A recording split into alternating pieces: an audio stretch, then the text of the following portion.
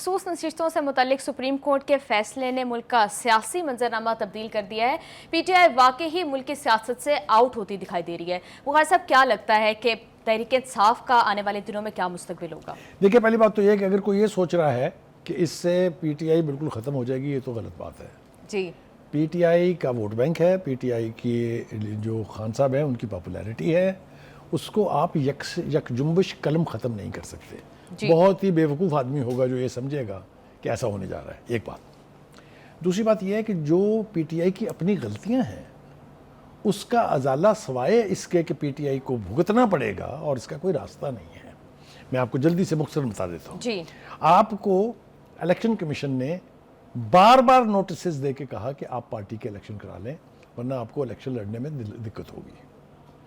पहला इलेक्शन आपने कराया जस्टिस वजीउद्दीन अहमद की ज़ेरे सरकर्दगी, जो PTI के बड़े स्टॉलवर्ड लीडर थे।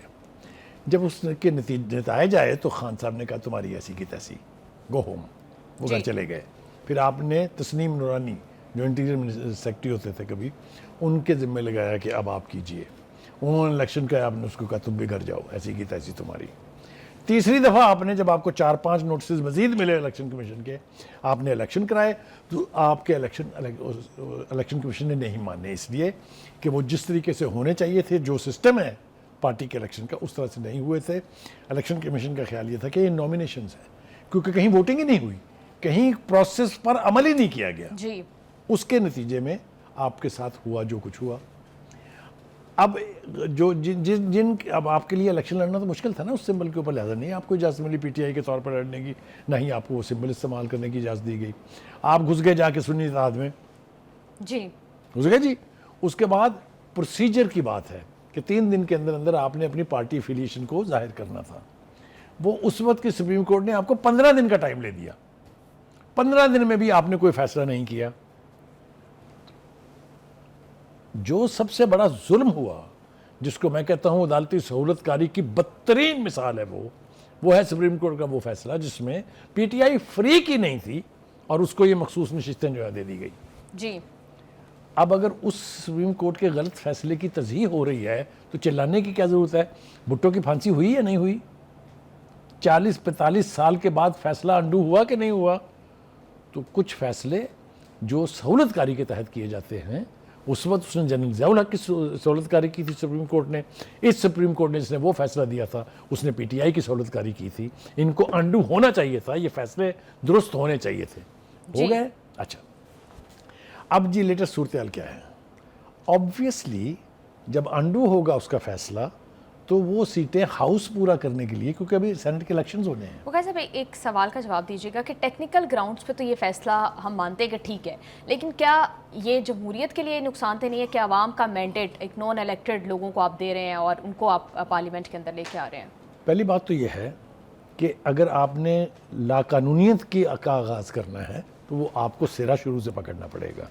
जी, सबसे पहले लाकानूनियत का आगाज़ किया PTI ने, उसके बाद इसको सेट करने की कोशिश की पेशावर हाई कोर्ट ने। जी, फैसला आया, मेजॉरिटी जजमेंट के साथ आया, आप उसके खिलाफ अपील में चले गए। वो नहीं गए, सुन्नी इत्तेहाद काउंसिल गई थी, PTI वॉज नॉट पार्टी। तो PTI को सीटें बख्श देना जो है, ये मुझे बताएं कौन सा इंसाफ था, कौन सा कानून था ये?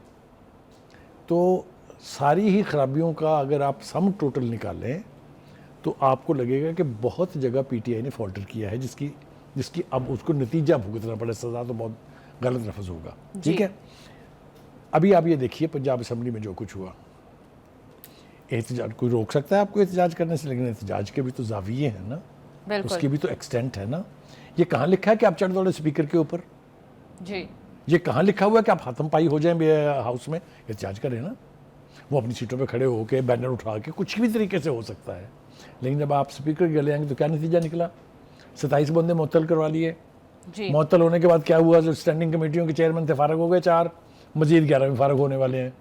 ये कानून है ना जी, ये कोई गैर कानूनी थोड़ी है, कोई तराव थोड़ी हो रहा है। दिस इज नॉट अ तोड़ा law, this is all provided in the law of the assembly कि how the assembly is to be run. जी, अब जा रहे हैं रेफरेंसेस उनके खिलाफ। मुझे ये बताइए कि जब आप एक गलती कर लें और उसके नतायज को ओन ना करें, तो ये किधर की इंसानियत या किधर की जमहूरियत है जी? जी। तो कहने का मतलब ये है कि बहुत सारी बातें इस हवाले से की जा सकती हैं। 4 मरतबा आप पाकिस्तान के दारुल खिलाफे के ऊपर चढ़ाई कर चुके हैं। कहाँ लिखा है ये किधर है कानून के अंदर लिखा हुआ?